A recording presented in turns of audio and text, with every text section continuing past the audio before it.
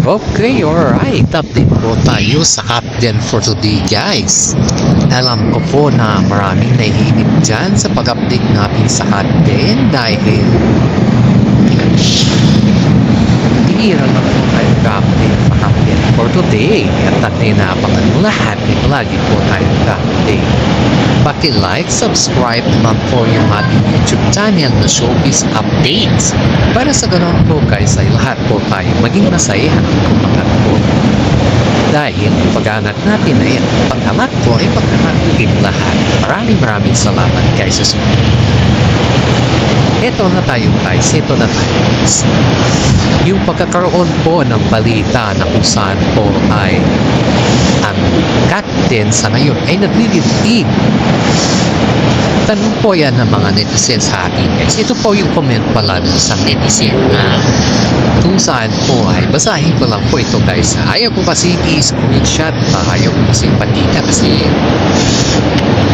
for distraction lang kasi yan. Basahin ko na lang guys.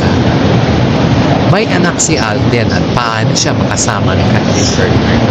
Si Alden ay may anak yan sa ibang babae. Bakit? Hindi naman ganyan si Alden na.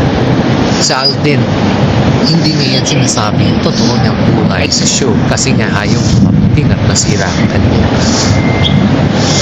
Dito tayo guys sa comment natin. Kung sa ating sariling opinion, wala pa naman akong nababalitaan na may anak sa Alden sa mga ibang babae. At saka, alam naman natin na si Alden po ay single. Walang anak, walang asawa. Pero may mga ex lang siya. Every Father's Day kasi sa mga shows or sa mga kwalpa na hindi pa naman natin nakikita na si Alden po ay tinawag na daddy na siya na sineselebrate ng Father's Day. Diba?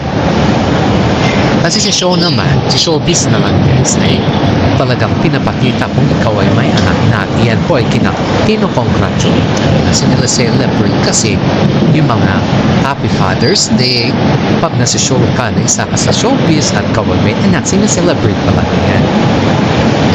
Pero sa pag-celebrate na mga ganyan guys, wala pa naman ako nakita na tinawag na daddy si Alden Richard. Kaya ito guys hindi ko naman sinasabi na mali si ate.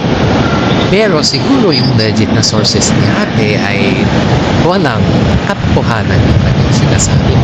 Maybe just only her opinion. We cannot judge a person by her own opinion guys. Kasi lahat naman tayo may karapatan na magsalita o magkaroon ng opinion dahil sa lahat naman ng galawan sa showbiz ay may karapatan ka mag-react, karapatan mo din yan, magkaroon ng opinion as long as na ikaw ay nasa tama. Kung mali naman yung opinion mo, okay lang, ititama din ng iba yan at itatama mo din ang balanghan. Dito natin makikita guys na may mali si ate dito dahil yung sinasabing niya po na may anak sa Alden Richard ay kahit magtanong pa po sa mga ibang shows or sa mga legit na sources mate ay wala pa pong anak sa Alden Richard. At yung sinasabi mo na kumbaga ba is hindi niya alam yung obligasyon niya sa kanyang anak at plastic na karagdag. Pero sa akin naman, wala pa naman siya akong narinig na plastic si Arlene.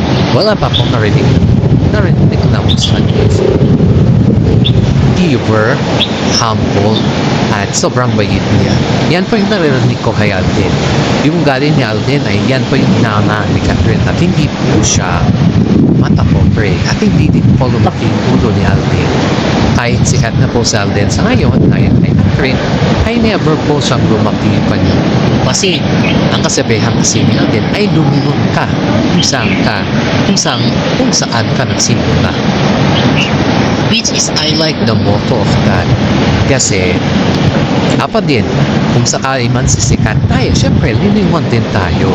Kasi doon ka naman talaga nagsimula Doon ka rin nagsimula sa lahat mo. Ano yung progress mo ngayon? Nagsimula ka naman sa wala. Kaya po guys, yung moto ni Alden na yan is maraming napighani at maraming tumingala sa kanya at marami din respeto kay Alden kasi hindi lang hanggang salita sa Alden kundi pati sa gawa ko. Sabi pa nga ng mga iba dito guys na si Alden na daw yung parang kumbaga is hinahangaan ng mga teenagers sa ngayon, not like before na si Daniel Padilla. Kita mo naman si Daniel parang gentleman ang dating, yung parang hindi nakakataas pero katotohanan, lumantad pa rin ang katotohanan at hindi rin nagsisinungaling ang katotohanan sa lahat ng bagay. Kaya dito natin makikita guys na Daniel is not belong to Patrick Bernardo. And Alden is belong to Patrick Bernardo because Alden respect Patrick Bernardo as well as Patrick. So, we do salute for them and I do salute as it has. Atin po tayo ay salute kasi wala pong content, wala din po tayo guys. At saka, iisipin natin palagi pagkakaroon ng tiwala sa isa't isa, tiwala sa love team. Ayan po ay isang simbolo or isang klase ng disiplina. May mga po tayo, minors po tayo na hindi natin naiintindihan sa minor fans.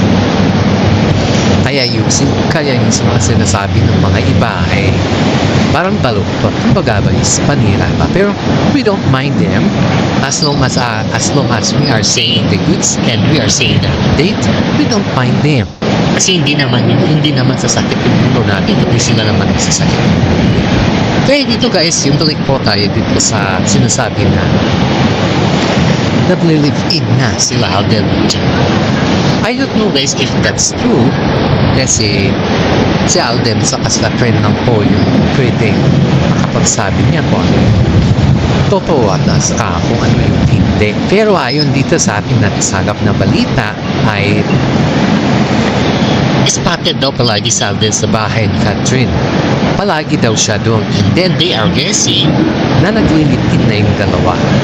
Kaya sabi ko naman guys, if they are living together, wala naman dyan wala naman masama kasi nasa tamang edad sila.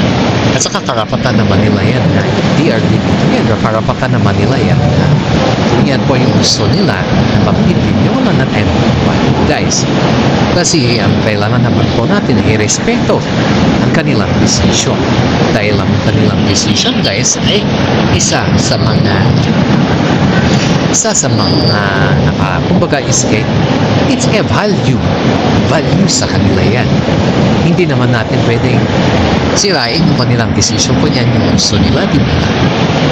Saka nasa tamang edad na sila, may mga ipon, may mga trabaho, saka swak naman sila sa isang isa. Kaya dito guys, hindi naman natin pwedeng sabihin na i-confirm na natin. Kasi sa mga fans po ng Kat Den dyan, ito yung masasabi ko sa inyo. Please comment down below guys kung naniniwala po kayo na nilipin na sila. Dahil ako hindi ko kayang i-confirm yan guys. Then hintayin lang po natin na i-confirm nila Catherine na Fred Bernardo at saka si Tisoy yan kung totoo yung balitang kanyan. Kasi kung totoo naman yan guys ay masayang-masaya na tayo. Kasi tayo po yung fans nila Saka tayo din po yung nagbibigay sa kanila ng mga kasiyahan bakit nag-drop ng content sa lahat.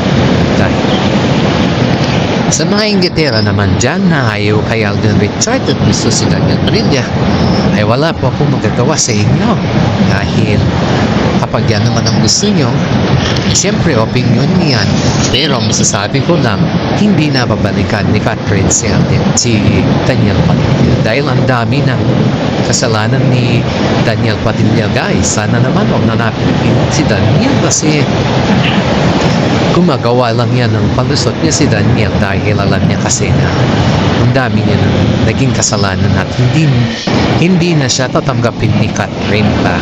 May hirapan na kasi siyang ubutin si Catherine kaya din.